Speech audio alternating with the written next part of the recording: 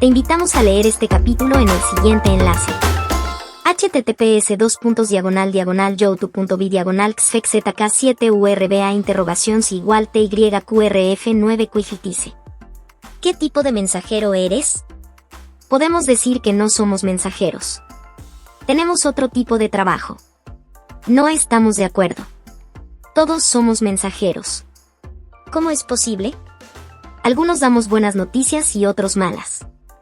Por eso nos preguntamos, ¿qué tipo de mensajeros somos? En los tiempos bíblicos, cuando Israel salía a la guerra, enviaban un mensajero a la ciudad para comunicar al pueblo si habían ganado o perdido. Tenemos un ejemplo de esto cuando Absalón, hijo de David, intentó destronar a su propio padre. Hubo una insurrección, y los que apoyaban a Absalón fueron tras David y los que lo apoyaban a él. Hubo una guerra entre los dos grupos y en 2 de Samuel capítulo 18, versículos 19 al 33, vemos a dos mensajeros que fueron enviados para darle las noticias a David. En el versículo 21, un mensajero fue enviado a David para contarle lo que había visto. Sin embargo, en los versículos 22 y 23, vemos a Ahimaas, quien se ofreció a correr y contarle a David las noticias de lo que había sucedido en la guerra. Dos mensajeros, pero con noticias ligeramente diferentes. Puedes leer el resto de la historia en el siguiente enlace. https://www.biblegateway.com/passive/interrogación search igual 2 más Samuel más 1 8% 3 a 1 9-33 ampersand, versión igual RVR 1960. ¿Hemos pensado alguna vez que los profetas son los mensajeros de Dios? Un profeta es un portavoz de Dios e intermediario entre Dios y la humanidad. Recibe un mensaje de Dios y lo comunica a su pueblo o a quien Dios le envíe el mensaje. Hasta ahora, hemos leído mensajes dados a 5 profetas mayores, no porque sus mensajes fueran de mayor importancia, sino porque sus mensajes eran más largos. Estos profetas mayores son Isaías, Jeremías, Lamentaciones, Ezequiel y Daniel.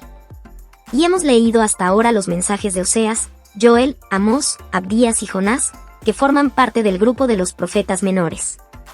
Ahora comenzamos un nuevo estudio del mensaje que Dios dio a Miqueas, profeta contemporáneo de Isaías.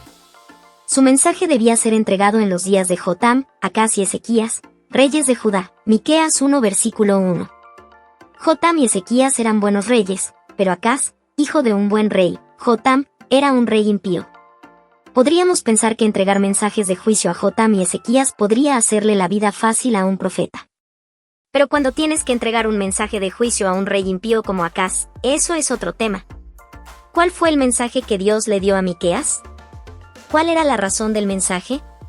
Mensaje de juicio. El mensaje comienza con un llamado al mundo entero para que sea testigo de los juicios divinos contra Samaria y Jerusalén. Miqueas 1 versículos 1 y 5. En el destino del pueblo elegido de Dios, los hombres pueden leer el destino de todas las naciones que se niegan a seguir el plan divino.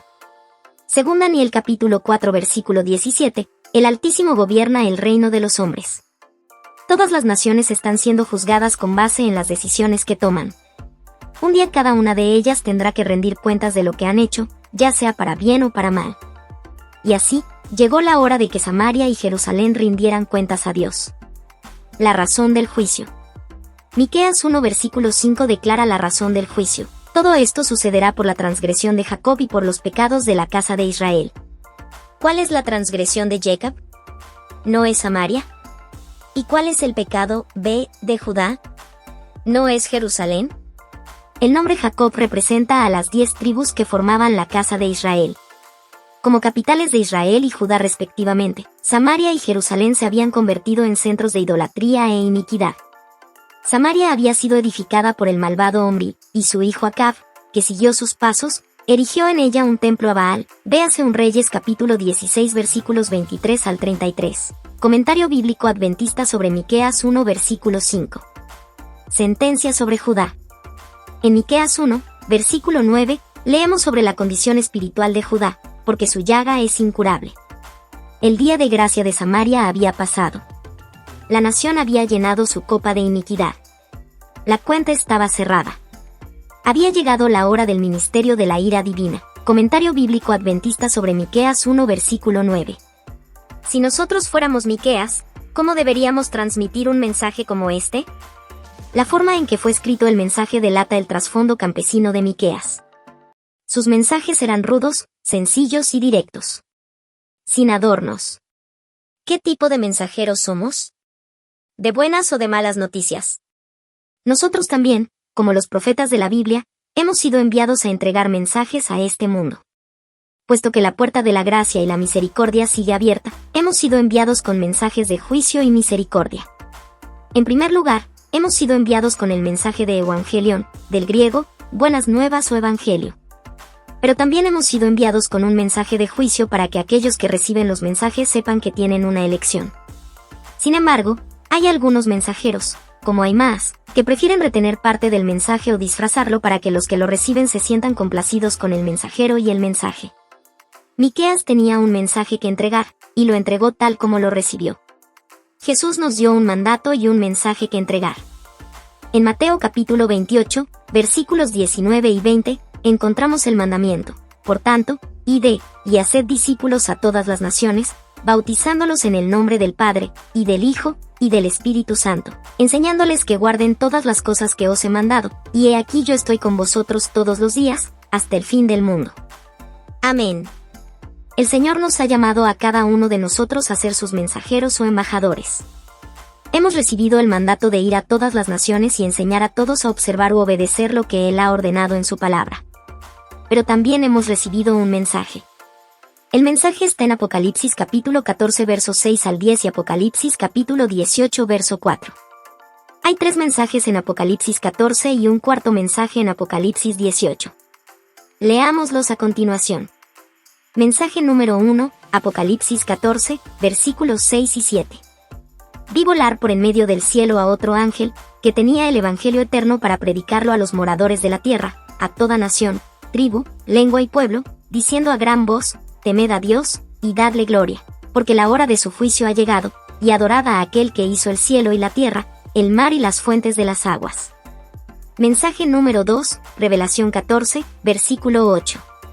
Otro ángel le siguió, diciendo: ha caído Babilonia, la gran ciudad, porque ha hecho beber a todas las naciones del vino del furor de su fornicación. Mensaje número 3, Revelación 14, versículos 9 y 10.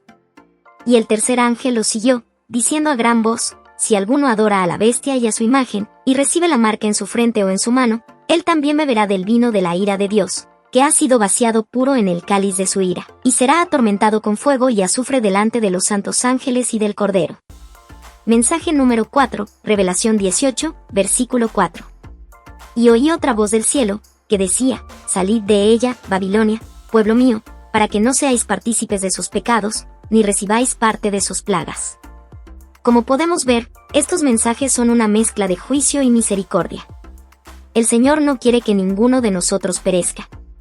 Nos ha dado el primer mensaje para que le adoremos como creador de todas las cosas. Nos ha dado el segundo y el cuarto mensaje para que salgamos de Babilonia, un falso sistema de adoración, para que no compartamos sus pecados ni sus plagas.